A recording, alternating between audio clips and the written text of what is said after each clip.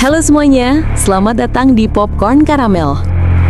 Di video kali ini, kita bakal ngebahas tuntas alur cerita film The Meg yang rilis di 2018, film tentang hiu purba raksasa alias Megalodon yang kembali muncul di zaman modern.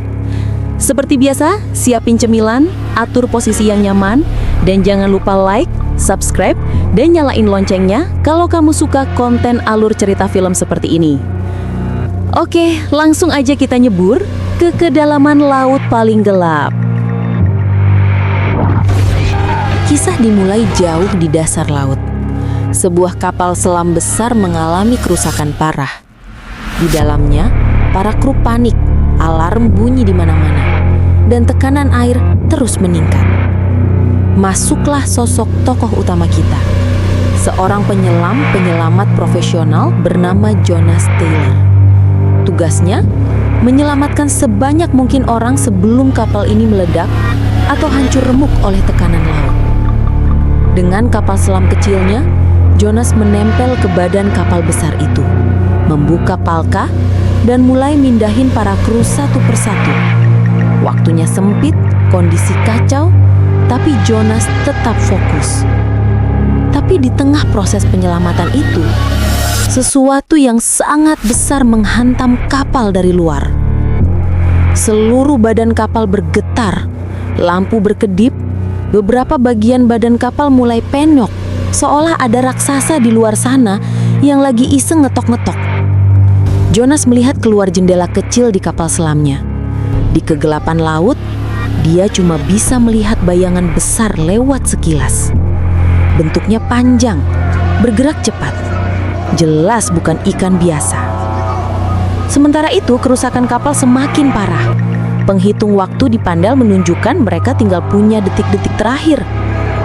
Jonas dihadapkan pada pilihan kejam. Kalau dia tetap menunggu beberapa orang terakhir naik, kapal besar bisa meledak dan semuanya mati. Kalau dia pergi sekarang, beberapa orang yang masih di dalam bakal tertinggal selamanya di dasar laut. Di detik terakhir, Jonas mengambil keputusan. Ia menutup palka, melepas kunci, dan kabur naik. Beberapa orang selamat, tapi sebagian lain tertinggal dan mati bersama kapal itu. Sekarang kita pindah ke tempat lain, sebuah fasilitas penelitian laut super canggih bernama Manawan. Bangunan ini berada di tengah laut, terhubung ke dasar laut lewat lift dan lorong kaca. Di dalamnya, para ilmuwan meneliti segala macam makhluk laut, mulai dari plankton sampai hiu putih besar. Di sini kita kenalan dengan beberapa tokoh penting. Dr. Zhang, pemimpin proyek Manawan, Suyin, putrinya, penyelam handal dan ahli biologi laut, Meg, Jax, DJ, dan tim pendukung lainnya, Morris, miliarder yang danai semua ini, dan satu anak kecil yang lucu, Mei-yin, putrinya Suyin. Fokus penelitian mereka adalah satu hal, dasar laut terdalam. Selama ini, manusia mengira di satu titik terdalam itulah dasar bumi berada. Tapi menurut teori mereka, apa yang dianggap dasar itu sebenarnya cuma lapisan awan dingin, semacam selimut termal yang menutupi dunia lain di bawahnya. Untuk membuktikannya, mereka mengirim kapal selam riset yang bisa menembus lapisan itu.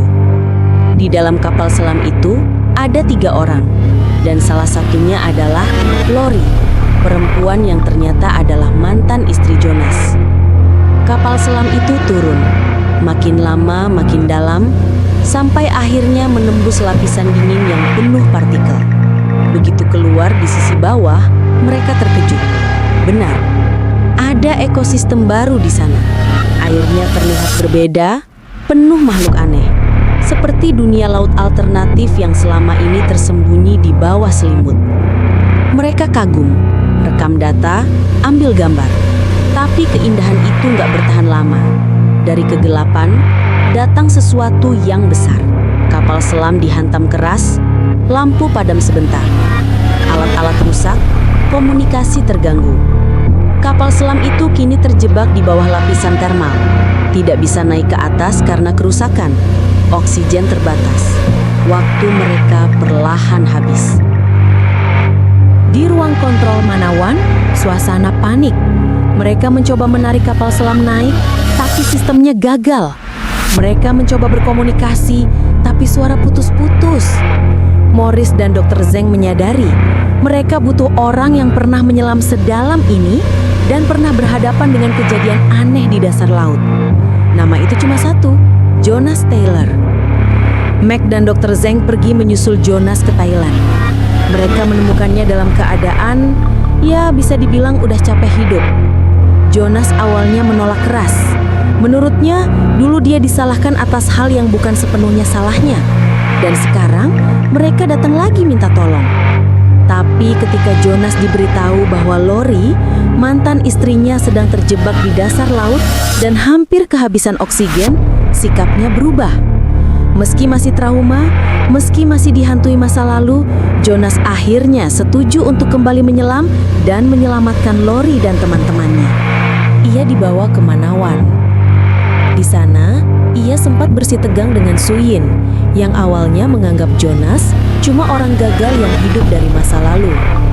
Tapi situasi darurat nggak memberi mereka waktu untuk berdebat panjang. Jonas naik ke kapal selam kecil dan turun menembus lapisan termal, kembali ke dunia tersembunyi di bawah laut. Di bawah sana, ia menemukan kapal selam Lori yang sudah rusak parah. Wajah-wajah lelah di dalamnya menunjukkan bahwa waktu mereka tinggal sedikit. Dengan manuver hati-hati, Jonas menempelkan kapal selamnya, membantu memindahkan kru. Namun, di tengah proses itu, makhluk tadi datang lagi. Kapal mereka kembali diguncang. Kita belum melihat jelas wujudnya, tapi ukurannya sangat besar. Dan satu serangannya saja sudah cukup bikin kapal selam berderit. Di tengah gelapnya laut dalam, ketika alarm meraung dan lampu merah berkedip tak beraturan, Toshi adalah orang pertama yang tahu. Mereka tidak semua akan keluar hidup-hidup. Toshi melihat ke arah mereka, lalu ke indikator tekanan yang terus menurun. Hitungan di kepalanya sangat cepat. Kalau mereka semua mencoba keluar, kemungkinan besar tak satu pun selamat. "Cepat, keluar sekarang!" seru Toshi, mendorong temannya menuju pintu keluar darurat. Mereka protes, bilang mereka akan pergi bersama-sama. Tapi Toshi sudah mengunci panel, tangan gemetar namun matanya mantap. Ia tahu, begitu pintu darurat dibuka, ia tidak punya waktu untuk ikut. Ia menyisipkan pesan singkat untuk istrinya di dalam kantung celana DJ. Sebuah salam terakhir yang tak butuh banyak kata. Lalu ia menarik tuas. Di dalam kapal yang mulai tenggelam semakin dalam, Toshi tetap tinggal sendirian, dikelilingi gelap dan suara retakan logam. Tapi yang terberat bukan rasa takut pada kematian. Yang terberat adalah meninggalkan orang-orang yang ia sayang tanpa sempat memeluk mereka untuk terakhir kali. Dan ketika bayangan raksasa itu melintas di luar kaca, makhluk purba yang tak mengenal rasa kasihan, Toshi tidak lagi berpikir tentang dirinya. Hanya satu harapannya, semoga pengorbanannya memberi cukup waktu, cukup jarak, agar teman-temannya bisa sampai ke permukaan dan menceritakan kisah ini. Karena ada ledakan dan aktivitas panas di sekitar lapisan termal saat misi penyelamatan, lapisan itu robek sesaat. Dalam momen singkat itulah, makhluk raksasa dari dunia bawah ikut melesat naik ke atas, masuk ke samudra, tempat manusia biasa berenang dan berlayar. Awalnya, tim di Manawan belum sadar. Mereka fokus pada penyelamatan kru yang baru saja kembali. Jonas balikan argumen dengan beberapa orang yang dulu menuduhnya, tapi sekarang pelan-pelan mulai percaya bahwa ia mungkin benar. Mei Ying, anak kecil itu, suatu malam berdiri di dekat lorong kaca bawah laut. Tiba-tiba, seluruh area gelap. Ia melihat sesuatu dari kegelapan mendekat. Dan mulut raksasa dengan gigi-gigi tajam lewat tepat di depan kaca. Dari sinilah Dr. Zhang dan Jonas mulai merangkai puzzle-nya. Makhluk yang dulu Jonas lihat di misi pertamanya, makhluk yang sekarang menyerang kapal selam di dunia bawah, dan makhluk yang baru saja muncul di dekat fasilitas, semuanya adalah Megalodon. Hiu purba raksasa, predator puncak zaman dulu, yang seharusnya sudah punah jutaan tahun lalu, kini berkeliaran di laut modern. Suyin turun ke laut di dalam semacam kapsul transparan, menggantung di tengah kegelapan air. Tugasnya, menarik perhatian Meg sekaligus mencari celah untuk menyerangnya.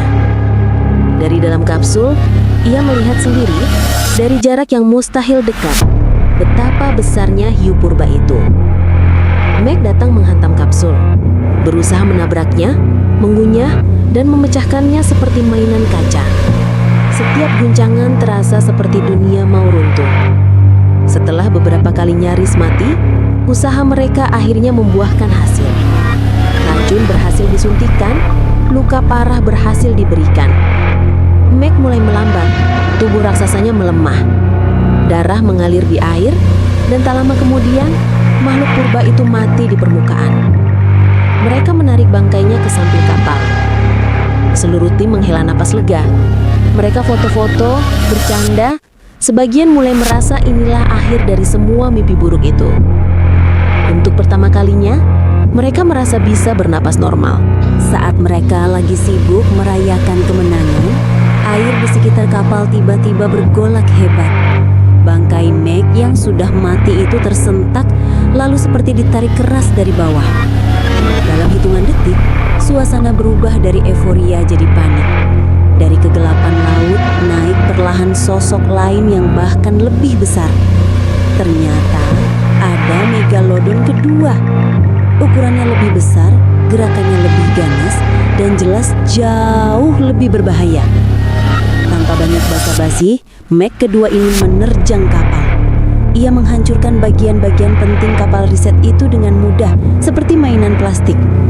Orang-orang terpental, ada yang jatuh ke laut, ada yang tak sempat menyelamatkan diri. Beberapa kru tewas dalam serangan brutal ini. Dr. Zhang, sosok yang sejak awal memimpin proyek ini, terluka parah dan akhirnya mati setelah kapal mereka tenggelam sebagian. Di tengah kekacauan, Jonas dan beberapa orang yang tersisa berusaha menyelamatkan diri. Mereka melompat ke kapal lain yang masih bisa mengapung, meninggalkan bangkai kapal yang hancur diserang Meg kedua. Dengan sisa tenaga dan kapal yang nyaris rusak, mereka akhirnya berhasil kembali ke fasilitas Manawan. Di sana, mereka baru benar-benar menyadari satu hal yang mengerikan. Makhluk yang baru saja mereka bunuh tadi hanyalah pemanasan.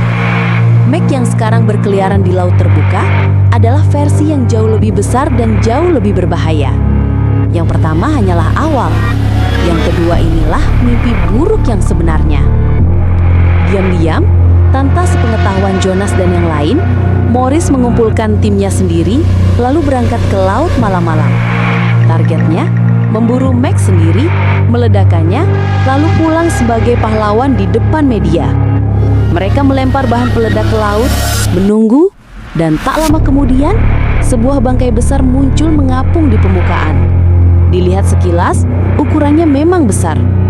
Morris langsung senyum. Namun, saat mereka mendekat untuk memastikan, kenyataannya terbuka. Bangkai besar itu bukan megalodon, melainkan seekor paus. Di saat mereka sadar sudah salah sasaran dan baru mau bereaksi, Meg yang asli muncul dari bawah dalam senyap tapi mematikan. Morris yang selama ini hanya peduli pada keuntungan, akhirnya jadi santapan lautan, dimakan oleh monster yang justru ingin ia sembunyikan dari dunia. Sementara itu, di Manawan, tim baru tahu bahwa Morris telah bertindak sesukanya tanpa izin siapapun. Yang lebih parah lagi, sonar menunjukkan bahwa Meg masih hidup dan kini bergerak menuju arah yang jauh lebih berbahaya, wilayah pantai wisata yang super ramai. Menyadari betapa berbahayanya Meg kalau sampai masuk ke wilayah banyak manusia, tim akhirnya sepakat. Tidak ada lagi opsi lain. Mereka harus memburu dan membunuh megalodon ini sebelum terlambat. Kalau tidak, ribuan orang di laut terbuka bisa jadi santapan gratis. Mereka pun mulai bersiap. Kapal khusus disiapkan, dipasangi berbagai alat pelacak sonar untuk mengetahui posisi Meg setiap detik. Mereka menyiapkan tombak dengan racun khusus, dirancang untuk melumpuhkan makhluk raksasa itu. Rencana mereka jelas, menjadikan Max sebagai target berburu di laut terbuka, memancingnya keluar, lalu menghabisinya. Kamera menggambarkan bayangan besar yang bergerak pelan di kedalaman. Lambat, tapi pasti, Mike mendekati kerumunan manusia yang sama sekali tidak sadar bahwa mereka sekarang berada tepat di atas rahang predator purba. Dan ketika Mike mulai menyerang, semuanya pecah dalam hitungan detik. Pelampung meledak seperti balon, kapal kecil terbalik, orang-orang panik, berteriak, saling tarik, bahkan saling menginjak demi bertahan hidup. Laut yang tadi penuh tawa berubah jadi lautan kepanikan. Di tengah kekacauan itu, Jonas dan timnya datang dengan kapal. Mereka tahu mustahil menyelamatkan semua orang satu persatu.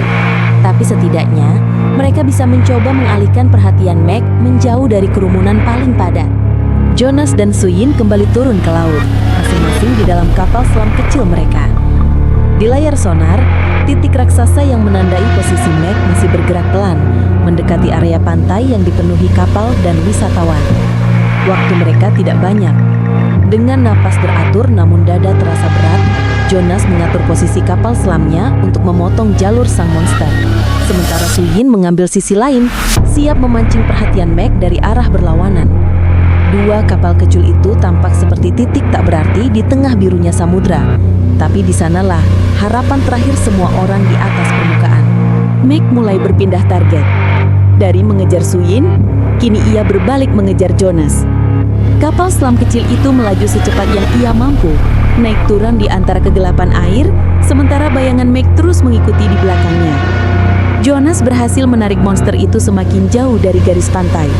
Perhatian Meg hanya tertuju pada satu hal, Jonas Taylor. Meg memburu Jonas kemanapun ia pergi. Dalam satu serangan brutal, Meg menabrak dan menggigit bagian belakang kapal selam Jonas. Suara logam retak dan kaca yang pecah menggema di dalam ruang sempit itu. Dalam hitungan detik, air memenuhi bagian dalam kapal selam.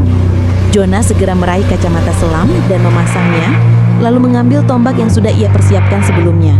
Jonas melayang di dalam air. Tubuhnya kecil dibandingkan bayangan raksasa yang berputar di sekelilingnya.